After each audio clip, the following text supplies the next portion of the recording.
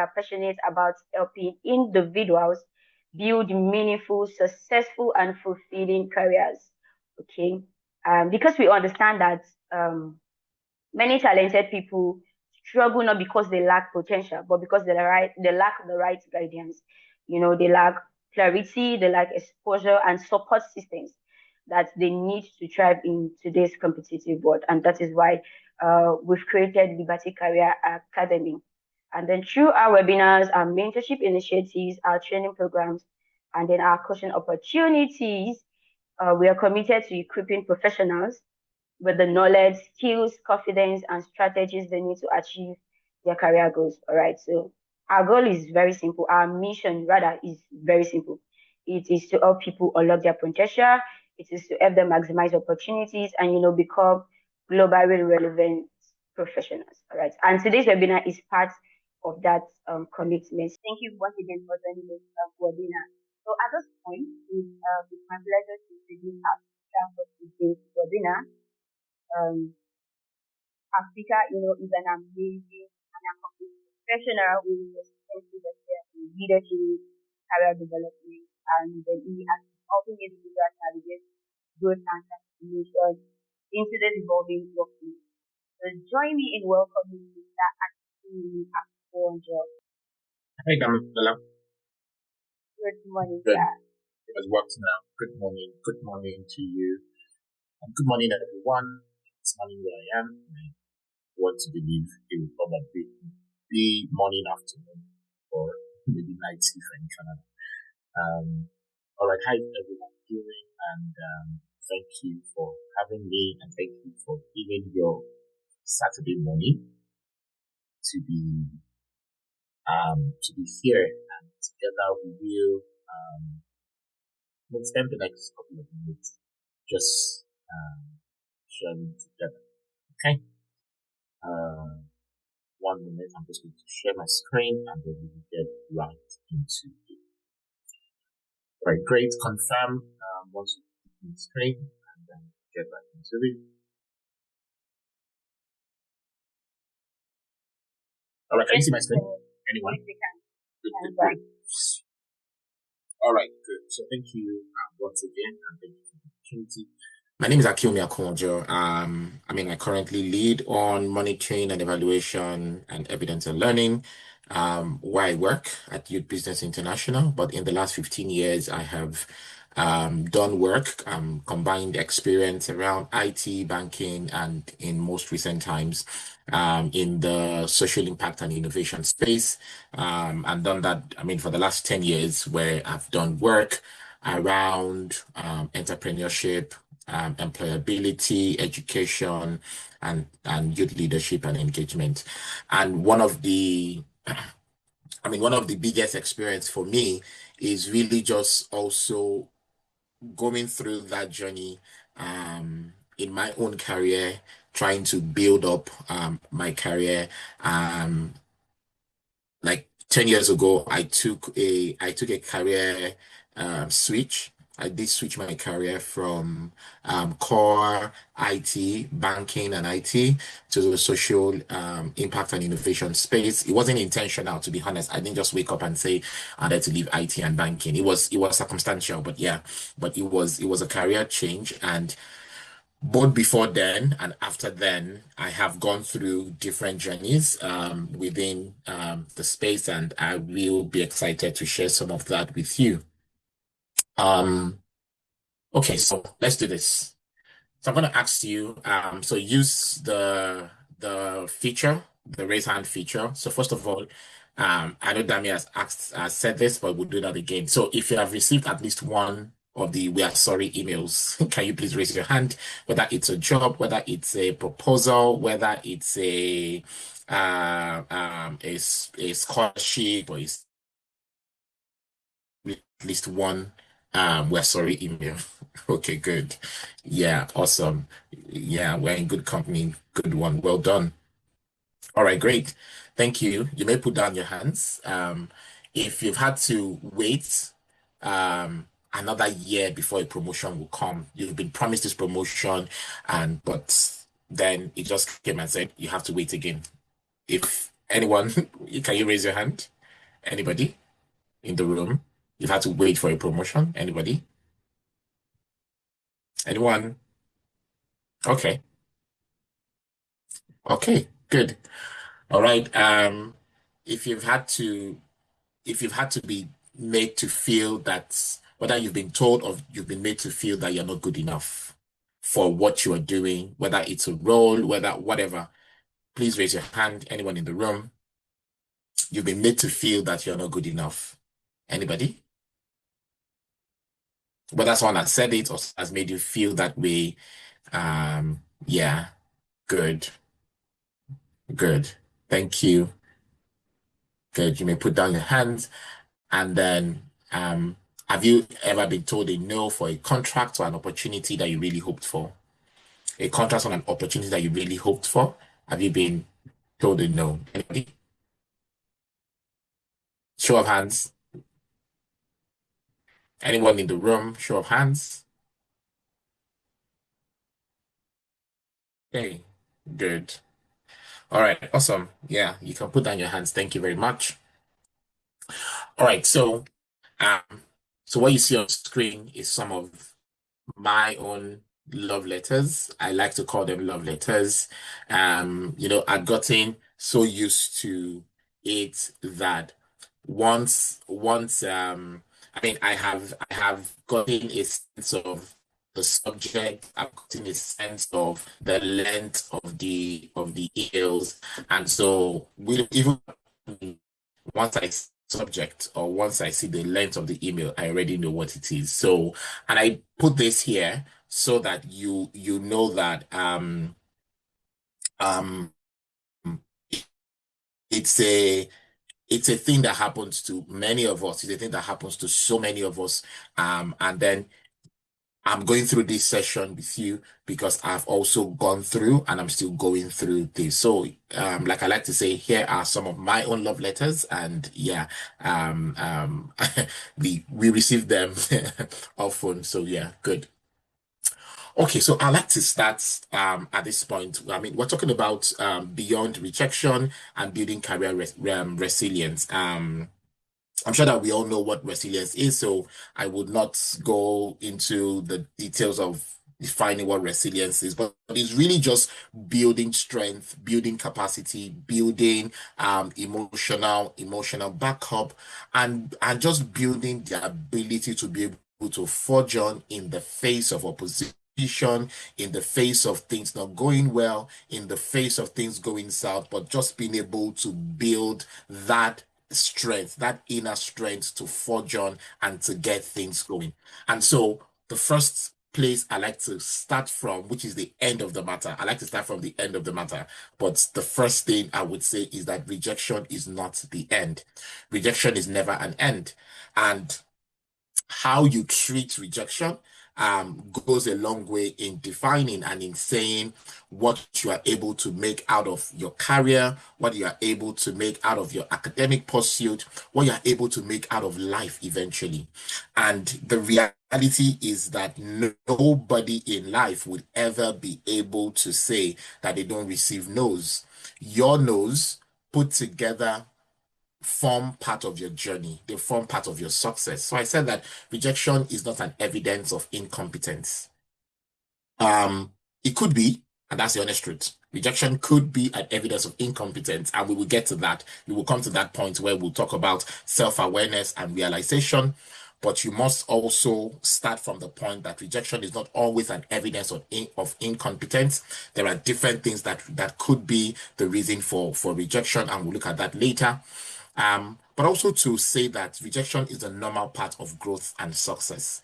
Everyone in life, think about the best of people. I'm sure if you remember, if you think about the um, um, the Mark Zuckerbergs of this world, I've forgotten their names now, the richest guy in the world. If you look at them, Elon Musk, they were in organizations or they sold ideas to people who said no to them.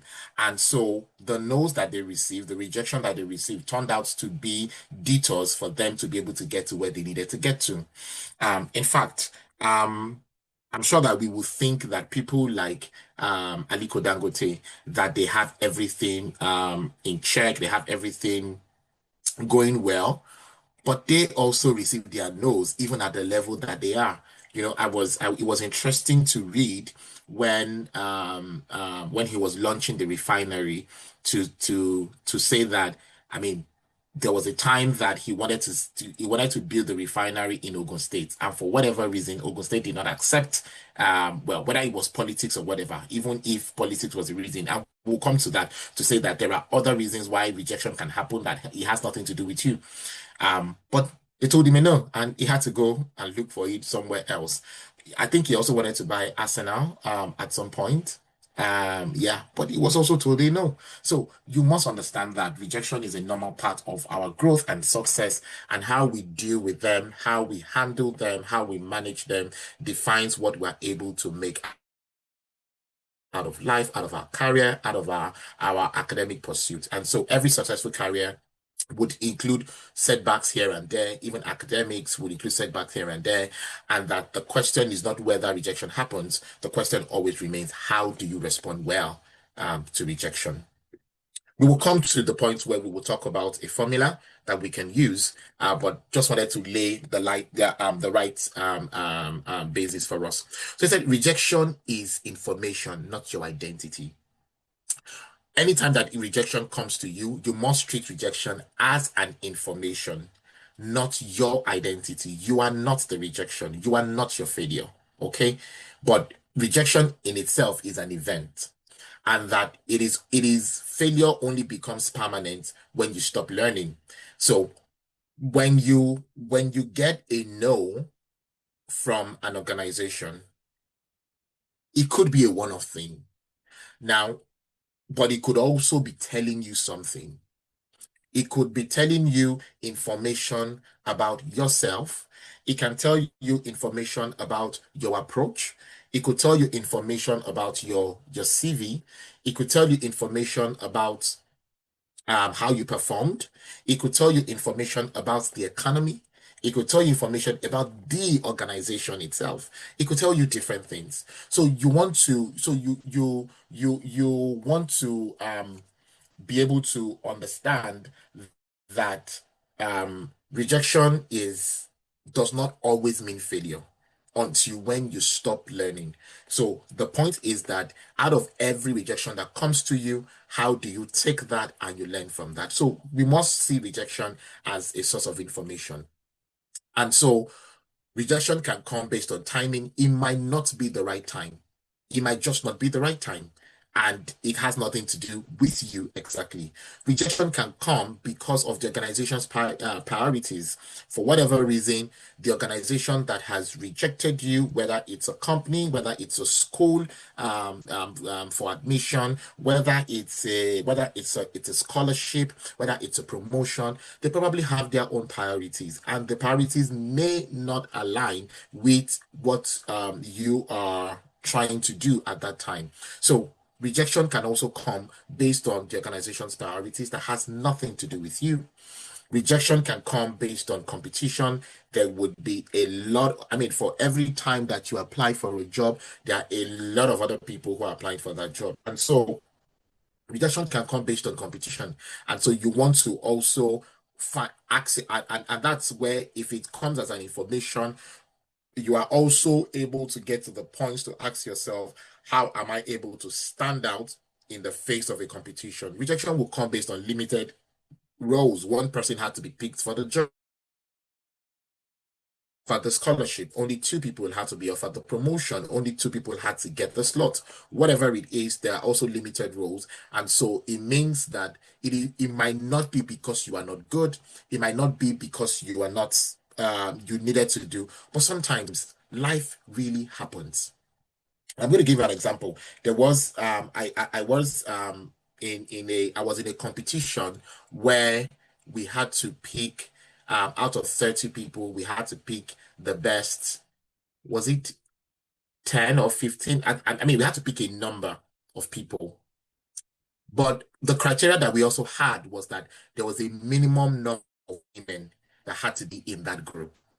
So guess what? By the time we picked the top 10, we didn't have the number of women that needed to be in that group. So we picked the top 10, but there was a quota in the number of women that had to be in that group. Guess what? We had to step down the 10th guy and then went on to pick the next best female, who was not necessarily the next. So I think she was maybe like the 12th or the 13th. So we had to bring the 12th or the 13th female, we had to bring her up to the 10th and dropped the guy who was the 10th down because the rule of that competition required that there was a minimum of 3 or 4 women in that group. Now, that 10th guy, he will go on thinking that he's not good enough, but the reality was that the system just had to have a number of women in it.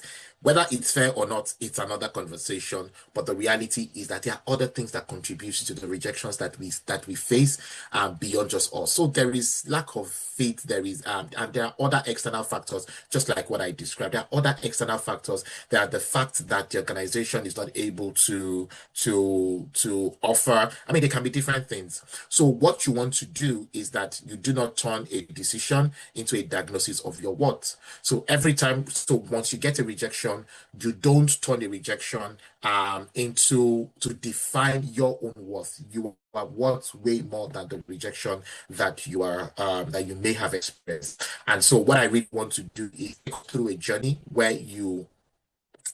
this is not just this is not just this is not a motivational speech. It's not a motivational speech or you're not a rejection, you can do it. No, it's about being methodical. It's about understanding the principles around rejection. And so, like I said, you must treat rejection as as data. What information does this rejection provide to you? If you go for a job, most times at the first stage, they will tell you that we're not able to provide, sorry, we're not able to provide personal feedback because there are a lot of people who applied for the job. One of the things that I do, to be honest, is that, sorry, and I've done that a couple of times, where if I apply for a job and I didn't get it, there are times I would go back to ask, what didn't I do well? What was the edge between myself and the person who eventually got the job?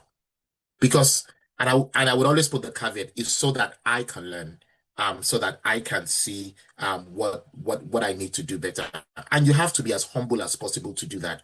I was in a job where I was the person recruiting for this job, and then I'd sent a rejection email to this guy to say, sorry, you didn't get this job and all of that. And then he responded to say, I reject this. I put it to you that you were not fair, that you were this, and that he was going to report the case or report me to the organization. It was a big organization. Of course, um, I mean, the email was irritating, to be honest. And in fact, that email showed the reason why he didn't get the job in the first place. Because it didn't come from, oh, I would like to know why. He came from attacking that you were this and that. And so he then did what I mean, and he just said that he's going to send an email to them. So I just called the organization. This guy has said this, he's going to call you and all of that, blah blah blah. And the organization said, yeah, let him send it to us. So I replied him, I have informed the organization and they'll be waiting for your complaint. Please go ahead and complain to them. But of course, he didn't send it because he knew that I had taken it up with them. And so even if they wanted to consider him, they were already irritated by the kind of email that is sent back. So in handling rejection, you want to ask yourself, what does this information provide to you? Is it a case of you did not prepare enough? Is it a case of there is something that the market is looking for that you do not have? Is it a case of there is a skill level that is required for that kind of role that you do not have? Sometimes it might even be as simple as the way our CVs are being structured. it is one of the things that I've had to go back to say that, I mean, we're getting into the days of AI where AI is used in sieving CVs. And so what AI is looking for is prompt words, keywords for that role. And then once those prompt words and keywords are not found, even though you are absolutely doing that exact role in another organization, the AI just throws out your CV because it's looking for something. So every time that you get a rejection, whether it's a promotion, and it does not mean that this information has to necessarily say you are not doing something right. It might be information about that organization not being right for you. It can be an information about the state of the economy of the country that you live in. It might be an information about the sector.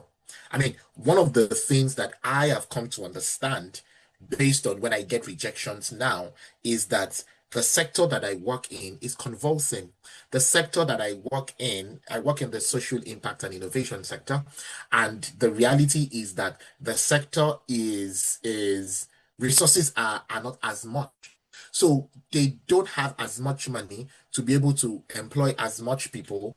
So they are as finicky as possible to ensure that whoever they get is able to do a couple of more things. That's information that I have had to get from rejections that I have received. So ask yourself, does it say anything about your skills? Does it say anything about your experience? Are there assumptions that you have made that needs to be challenged? Do you understand? So if and I mean we would not all get we sorry, we will not all get we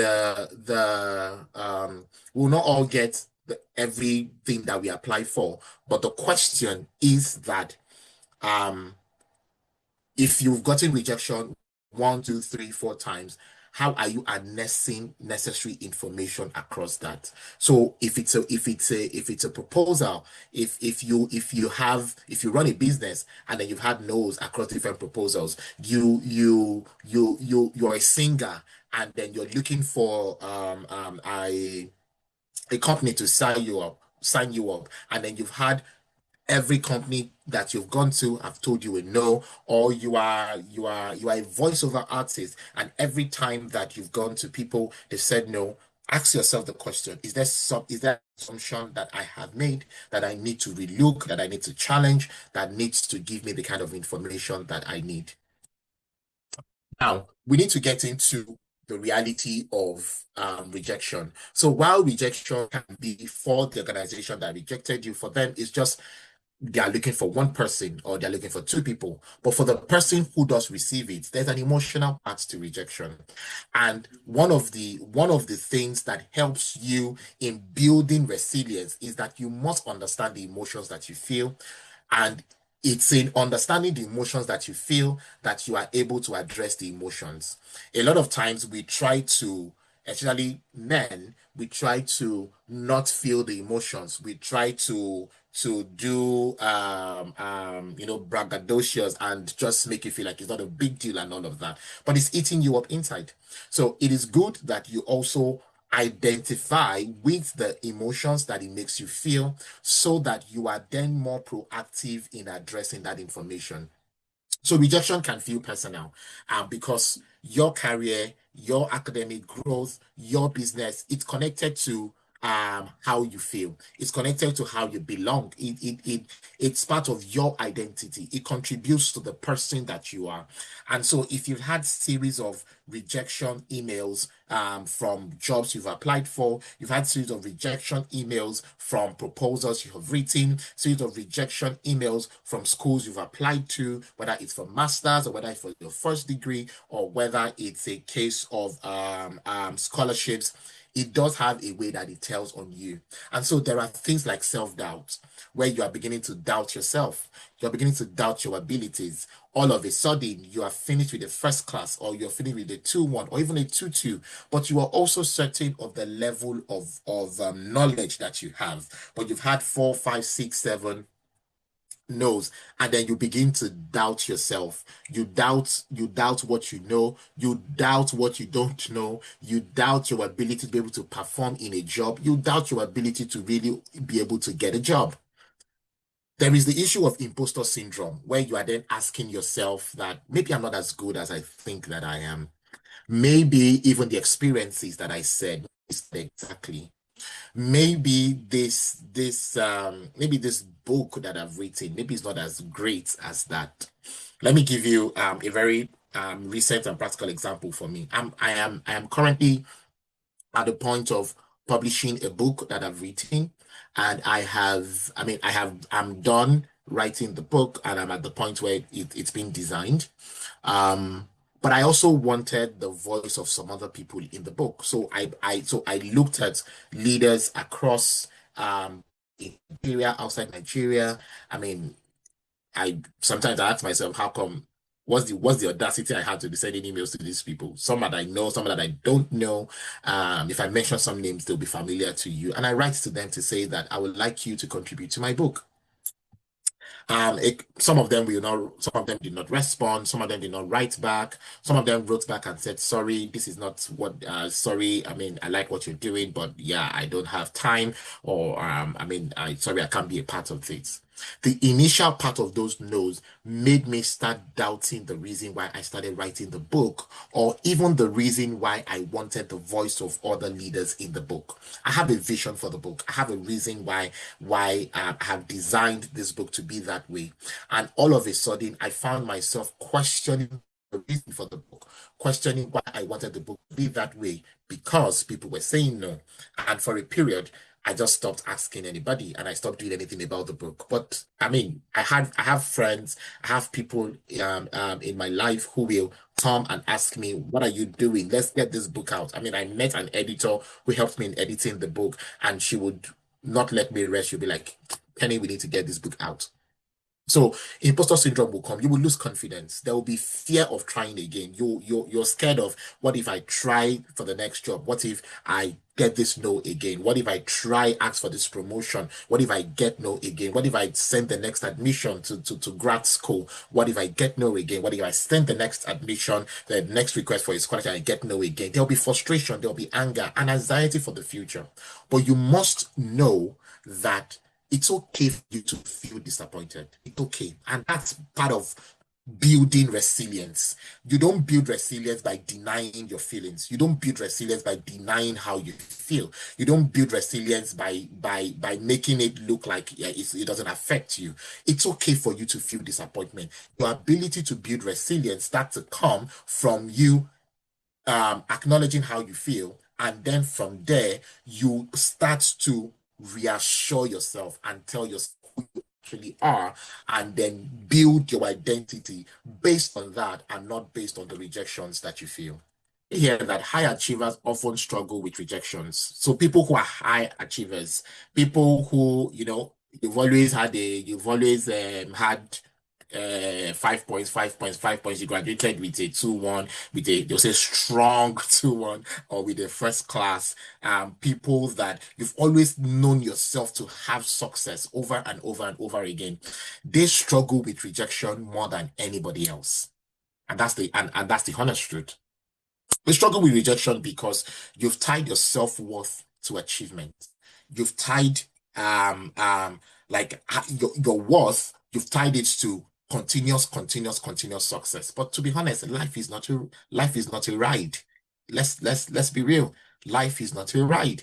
People who are succeeding, people who are doing well, if they tell you their stories, I'm sure you'll see that people have had their down moments and their down times. And so high achievers would often struggle so much with rejection because they expect that there would be a continuous success every time. And I mean, I know that most people here are Nigerians, and we're very religious in Nigeria. And I'm a Christian myself, a practicing one, and I believe in God. When we go to pray and say, God, success, success, success, success, and I believe that very strongly. But this is not a what I'm saying does not negate what I believe. That when when you are when you have built yourself to always expect continuous success, you are most likely going to set up yourself for failure, because it's then harder for you when you get a rejection. You almost think that nobody can tell you a no. In fact, if let me make this on a lighter joke. If you find a guy who's asking a lady out and the guy thinks that I'm fine, I'm brilliant, I have money and all of that, if a lady tells him a no, he takes it harder than the average guy who just thinks that if he tells him a no, like, okay, and he goes. But somebody who thinks that there is no reason, it's harder. And you have to be positive about life. You have to be positive about life, but you have to leave room for those kind of things. Of course, perfectionism, and people who have experience, who have very little experience handling failures. People who worry about how people see them, and people who feel that they can control everything. Yeah, they find it very hard to cope with rejection. When you think that you can control everything, you think that you can control every outcome, that if I do this, it will always be this. Most times it might happen, but there will be times where it may not happen. Where you think that you can control every outcome, you can control what jobs you get, how you get the job, where you get the job, how you get the scholarship, how people feel about you. You cannot control everything. Life is not designed to be that way. And so the point there is that you want to ensure that your value does not fluctuate based on outcomes, that your values are your values. You know who you are. You understand your competence. You know the things that you know, and that it's not based, and that your values are not then fluctuating based on outcome, where you suddenly do not think that you were good enough because of the way things turn out. But success is definitely a part of your journey as much as failure. So we then talk about career resilience in itself. Like I said before, career resilience is not pretending that everything is fine. Um, Career resilience does not mean that you are never going to feel disappointed, and it does not mean that you are being endlessly positive. Career resilience is that you are building the ability and the foundation to be able to recover when you get a setback. That when you get a no, when you get a rejection, when you get that email saying, we're sorry, we can take you, when you get a no from that promotion, when you get a no from that scholarship request, or even when you get a C, a D, a E, or an F in your course in school. Resilience is about the fact that you grow the ability to be able to recover from every setback. Resilience is about the fact that you can adapt to change, where you are able to ask yourself the solid question that what is it that needs to change? What am I doing well? What am I not doing well? What is changing in outside that I don't have a control over, that I then need to respond to what is changing? Like the world is changing. It's an IT world. It's a world where AI is coming, and a lot of things are being automated, and you need to respond to that. That how are you learning from the experiences? So when things go well in the current job that you have, on the previous jobs you have done, in your experience in school, how are you learning from that experience to move towards where you are going? And then how are you moving forward with uncertainty?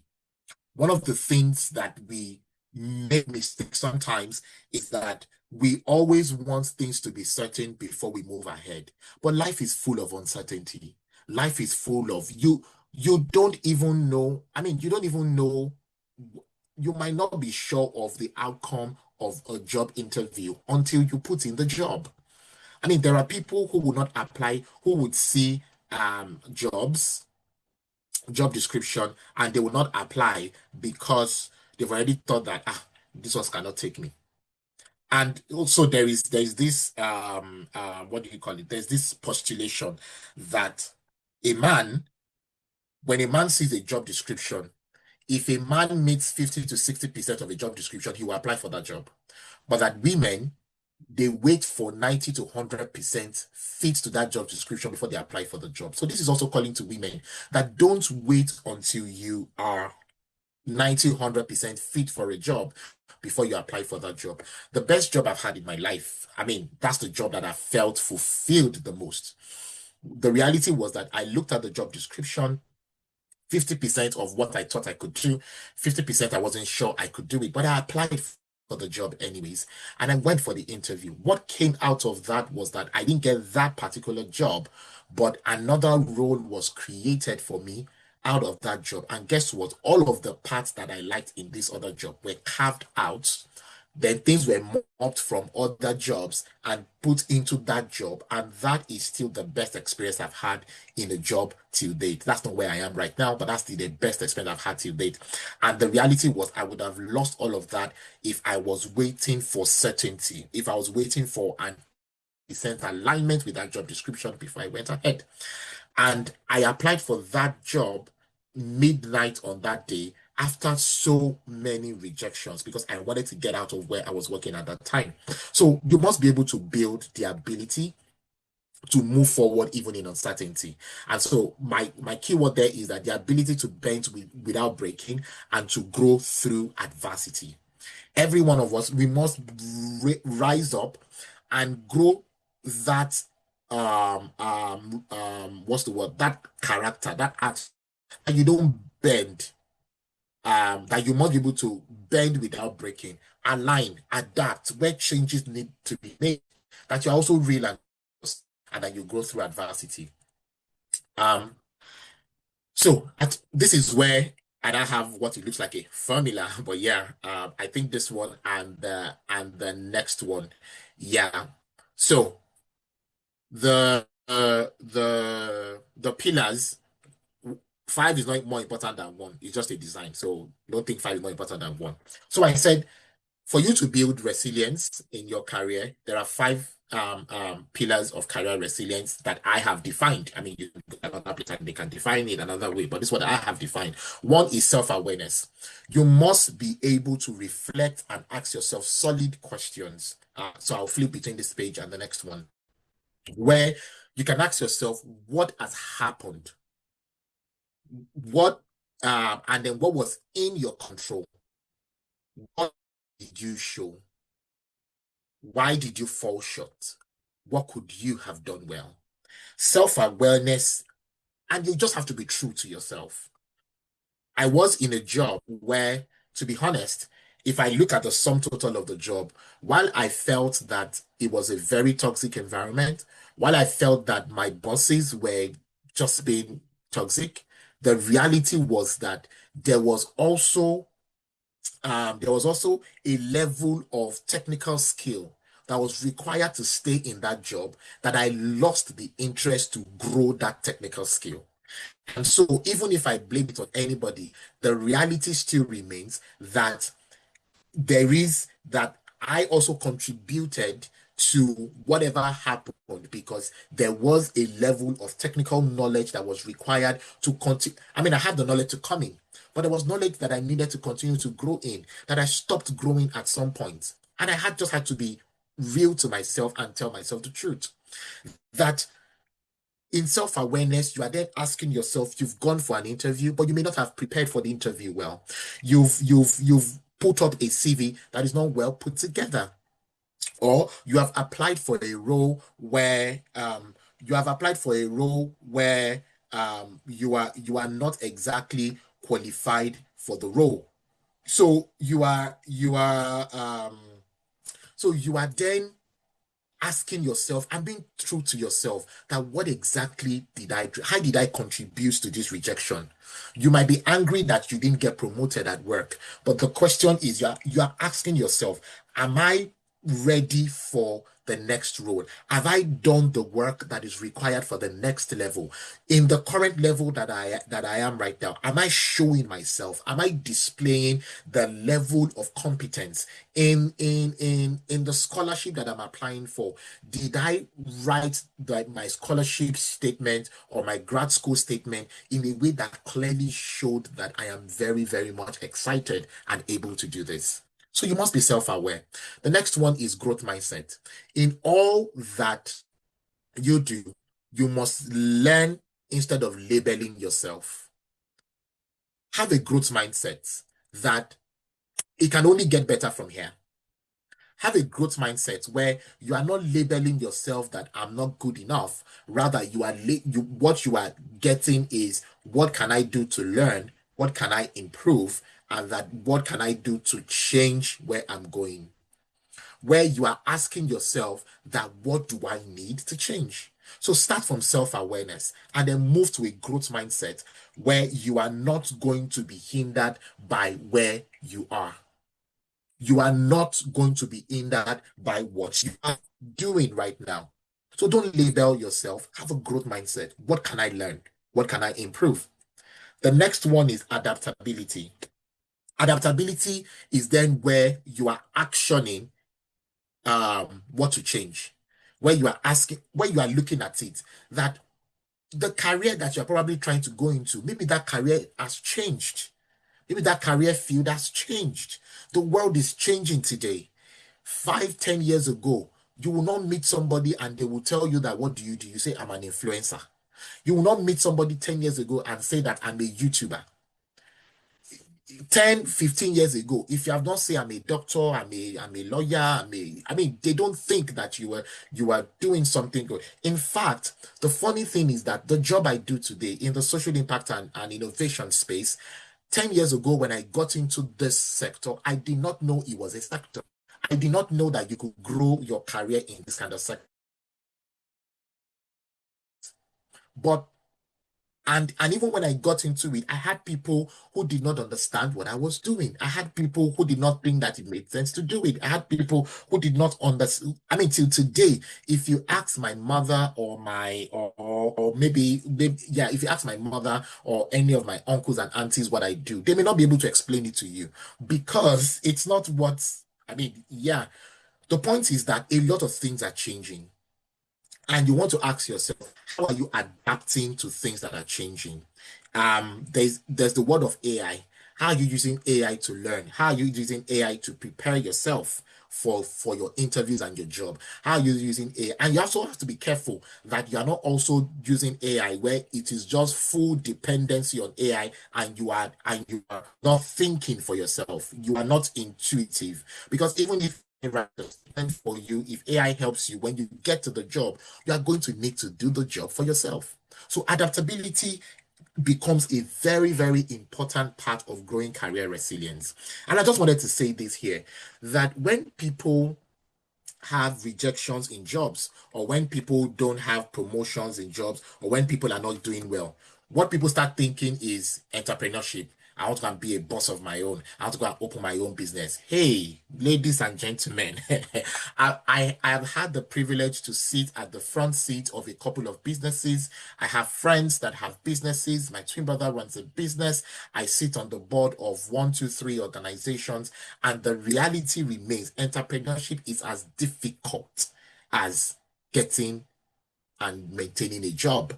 And you are going to need all of these things I've said. So entrepreneurship is not an escape from growing your career. And I strongly believe that if you fully sit under someone and learn and grow in a job, you will be frustrated in growing a business because there are skills that you needed to learn that you did not learn. So whether you are choosing entrepreneurship, whether you are choosing to run a business, whether you are trying to grow a career, adapt munching evaluation and learning impact measurement. I did not go to school for it. I studied computer engineering. I have a master's in information technology. What I do today, I did not learn it from a school. What I had to do was adapt when I got into an organization and I saw that munching evaluation was a need in that organization. I adapted myself to learn monitoring and evaluation and learning. And today I have gone to train people. I have trained people. I have done it across multiple organizations, but I had to learn myself and upskill myself. Number 4 is relationships. In growing career resilience, you must build relationships.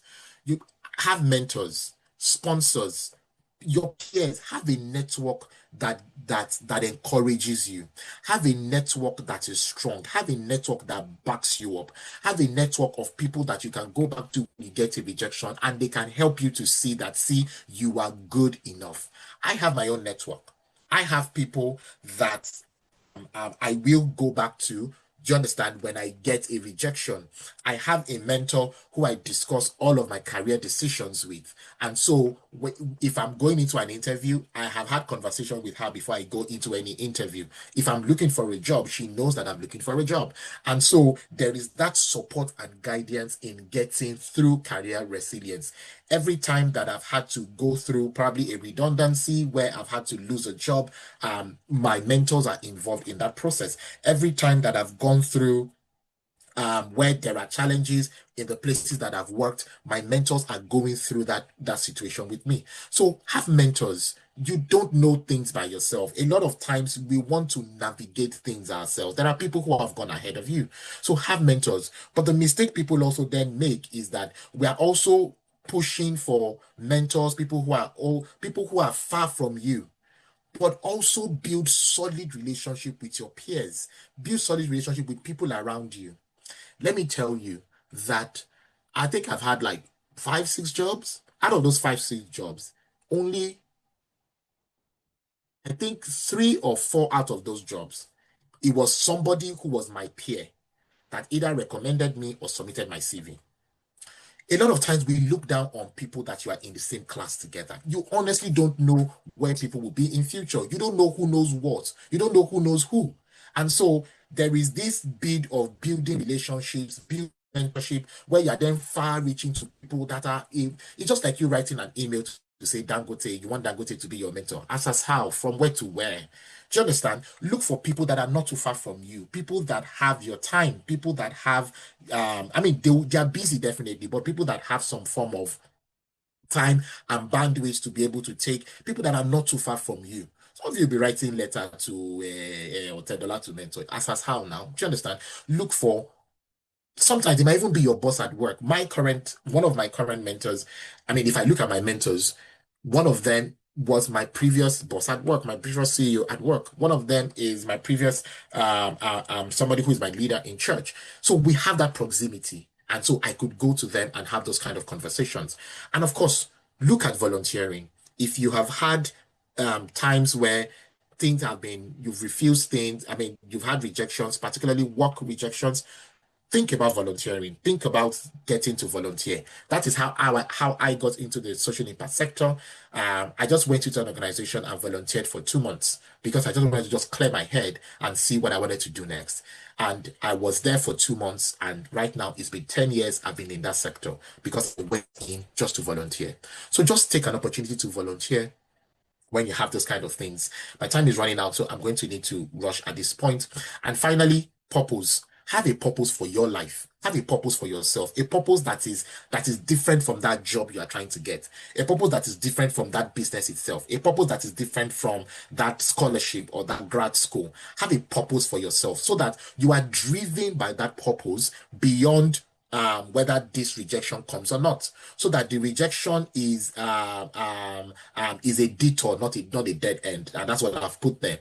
Have an expression outlet. Have other things that you do. If you play squash, play. If you enjoy sports, get into sports.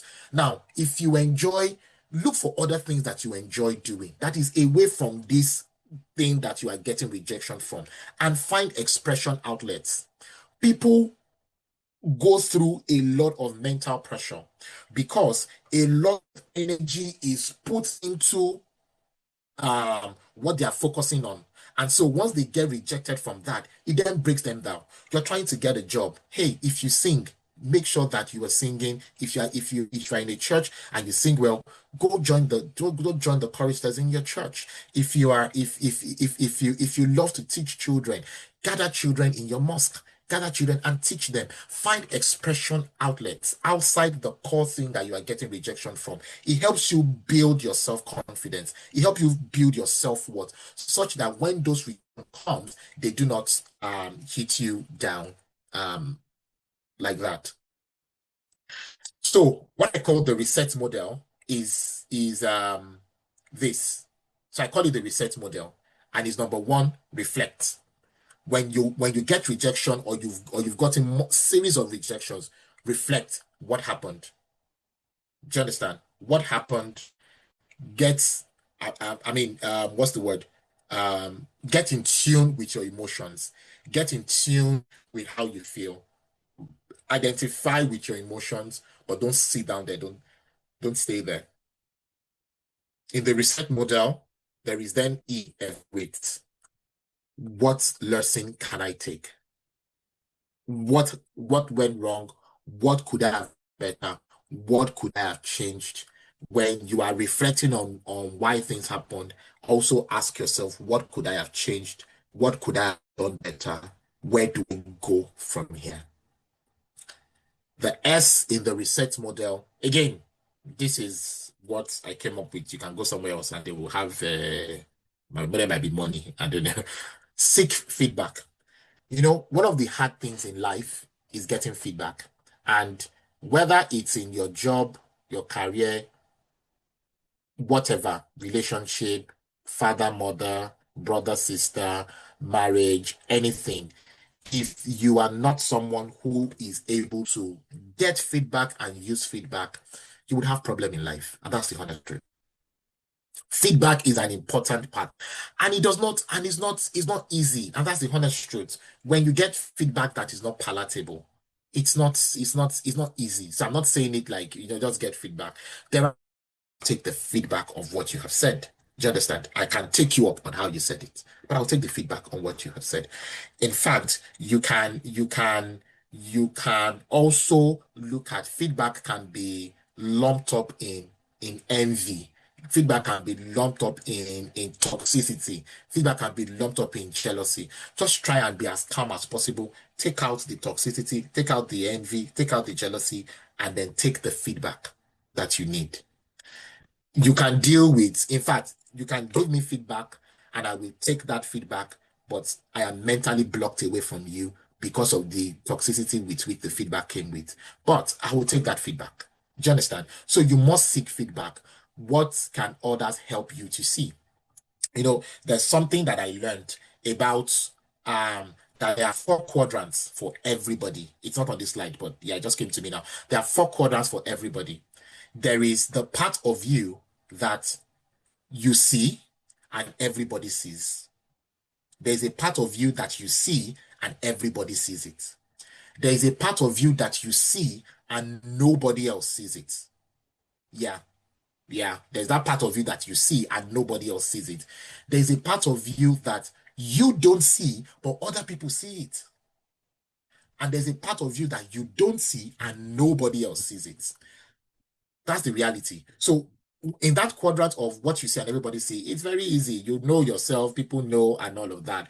There's the part of what you see and nobody else sees it. I like personally, I know those kind of things. I was speaking with someone. Let me be a bit vulnerable. I was speaking with someone on Sunday, and the person was like, Kenny, she calls me Kenny. Kenny, do you worry? Like you are ever bubbling. And I say, hey, I worry. And the person was like, yeah, I don't see you as somebody who worries. But there's a part of me that I know that when I'm in my bed, when I'm in my room, that I sometimes start to think about the things that are not going well, things that are not going right. That's the part of me that nobody sees, but people see the bubbling part outside. But there's the other part of me that people also see that I don't see. And that's where feedback is very important, because you might think that you were super, you might think that you were good. And people are saying, see, this area, you need to check it. You need to look at this area. And then you get on to enhance. Enhance is where you're then saying, so you are then taking action on the feedback. You're taking action from your evaluation. What are you doing well? What skill are you getting? What are you changing? Are you changing your CV? Are you changing how you talk about yourself? See, something as simple as when you go to an interview and they ask you, can we meet you? I hear people start saying, my name is Akim Nakonjo. I'm the last born of 5 children. That's not you.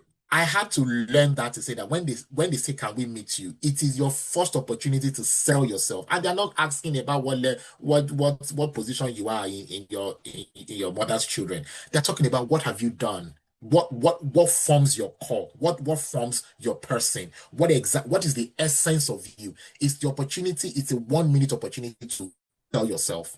What I started doing was, even without getting an interview, I will go and I will rehearse the 1 minute.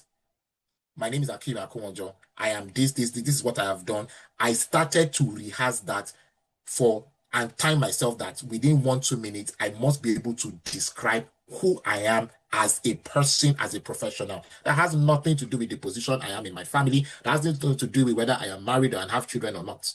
Do you understand? And then, of course, try again. Try again. Go for it. Be brave and go for it. Go for stretch roles. I have started going for stretch roles. Stretch roles are roles that, you don't sit in it. You can launch for stretch roles. Go for stretch roles. Don't shrink. When you find jobs that I'm not saying apply for a medical doctor when you studied lawyer. No, law, sorry. But when you find jobs that you are 60%, 70% aligned with it, don't wait until you are perfectly in it. Go for it. Knowing fully well and manage your expectation that it might come back as a no, but go for it. And like I wrote there, take a break. When you've had series of rejections and it's staring at you, just take a break, take a pause, rest, go do something else, find something else to do. Okay. This one is just this slide talking about how things are changing. There's AI, there are skills changing, careers are changing, there are new jobs, new industries, there's global competition, there's economic uncertainty. So all of this is disrupting the world today. And so we also need to respond to this. Yeah. So my major takeaway is, 1, rejection is not an event. It's an event, not an identity. 2, every rejection, every setback, it contains lessons that can strengthen your future success. So find out what information is in that feedback.